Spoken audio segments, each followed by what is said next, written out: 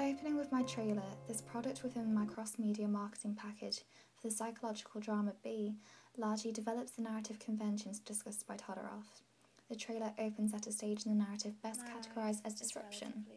Trailers in general typically open with the first narrative stage, equilibrium. However, films of my subgenre, such as Memento, Requiem for a Dream and The Butterfly Effect, all begin with a disruption, and their narrative structures often develop into a further disruption. My trailer follows an unreliable narrative, conventional of films such as Donnie Darko. Although there is stray from Todorov's proposed structure, there is also compliance in that these films do include recognition as well as an attempt to repair. Though the non-linear structure of the trailer dissects each stage of the film and disrupts the true narrative, the stage of recognition has been featured within my trailer and is first seen in the eyeline match sequence, just following the midway point of the trailer. This recognition of the further disturbance, but also of the difficulties in repairing this disturbance, lead well into Todorov's fourth stage, the attempt to repair, though only a glimpse of this stage is present within my trailer, for I wanted to ensure the audience were left with the enigma of how the protagonist will rid herself of the antagonist's hold. This stage is interspersed as a dramatic cutaway at the opening of the protagonist's introductory monologue in a long two-shot at a canted angle. Psychological dramas are rarely a perfect fit for Todorov's conventional narrative structure, as they often begin with an already troubled character that encounters a further disturbance, much like my own, and so in this way my main product is conventionally unconventional. In terms of representation, I complied with convention in my presentation of youths, for particularly the protagonist, but also the antagonist of my film fits gold stereotypical representation of youths being nihilistic. This is connoted throughout the trailer, but is especially well illustrated in the entirely protagonist-narrated opening sequence, through shots such as the mid-close-up shot with a tilt motion of her putting on her tights, the action itself appearing meaningless and dull, but the mid-close-up also captures an unfinished painting, this mise-en-scene conveying a lack of determination and care, the painting's content itself adding to this gloomy tone. The sound throughout the sequence further constructs the stereotype of youth, both in emotionless tone of voice the girl speaks in and through what she says, an example being, "And do it all over again each day," highlighting the repetition and insignificance of her life. I chose to include this conventional form of youth within my trailer as I felt it would be something my target audience would be able to relate to, having just recently experienced my protagonist's age. They are likely to have felt similar or had friends who felt nihilistic, or may even be feeling this way currently, and so through this portrayal of the protagonist they are able to empathise with her, and possibly even fulfil McCrail's conventional uses and gratification theory in that their personal identity is being addressed and defined. Continuing with age, I also included conventional adult figures of authority, the main one within the trailer being the psychiatrist character. This female character embodies the authoritative representation of adult age in this mid-close-up two-shot, where she is the only one who can directly be seen in the shot, and her voice in the diegetic sound is the only voice to be heard in the shot, establishing her power and directing the audience's focus to her.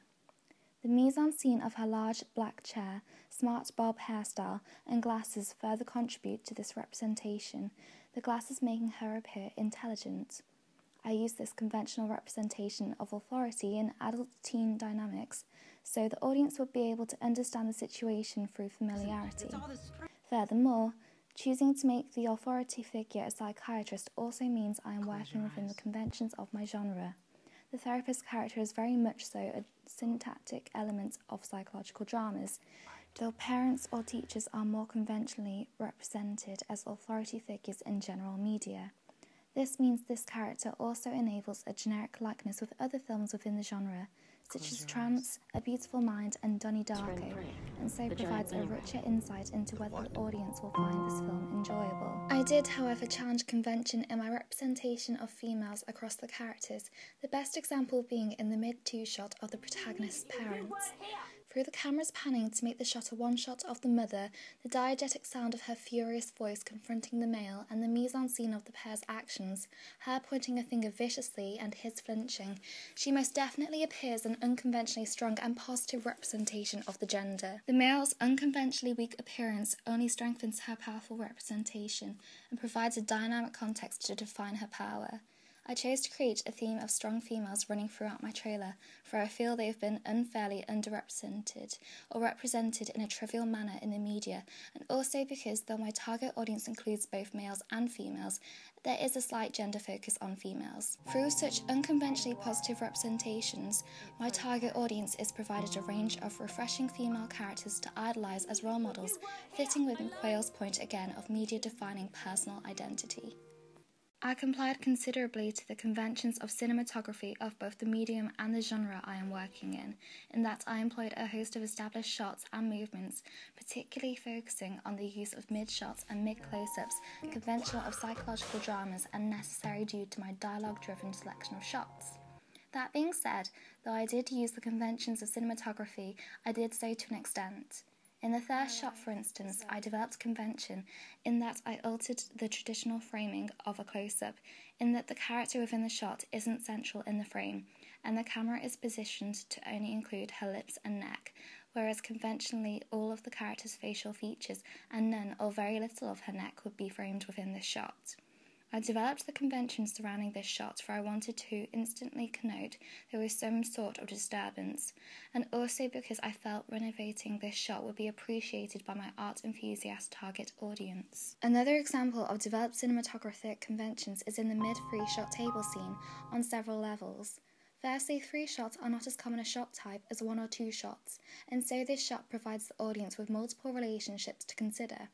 Additionally, dinner table scenes and shots including more than one person are often used to convey unity and a bond between the in-shot characters, but I've reversed this convention to show the decay of the family relationship shown in the mise-en-scene of the characters' actions, for none of them speak or look up from their bowls.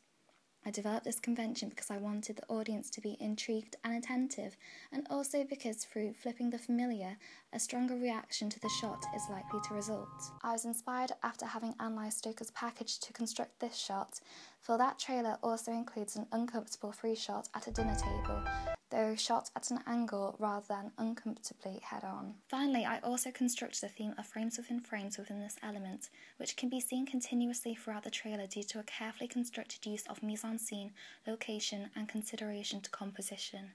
This repeated use of frames within shots was inspired by Ford's use of the technique within the Searchers. There was a relatively unconventional concept in cinematography and was decided upon for I feel it aids the construction of one of the main narrative themes of what is real and what only appears to be real through this subtle framing within the shots. Moving on to editing, I followed convention to an extent in that I established a relatively standard pace, which I then slowly increased, building up to a montage of mini-second clips at the end of the trailer, which is an entirely standard editing structure of the medium.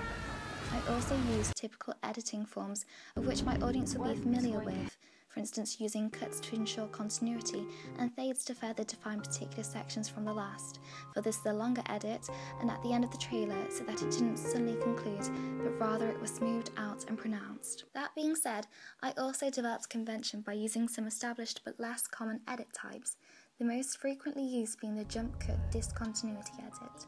I used this cut several times throughout the trailer for different effects, one of them being to create a more dramatic shot sequence, as seen in the jump cut from the 3 paintings to a shot of the painting appearing to shift their eyes and cry, in the exact same composition.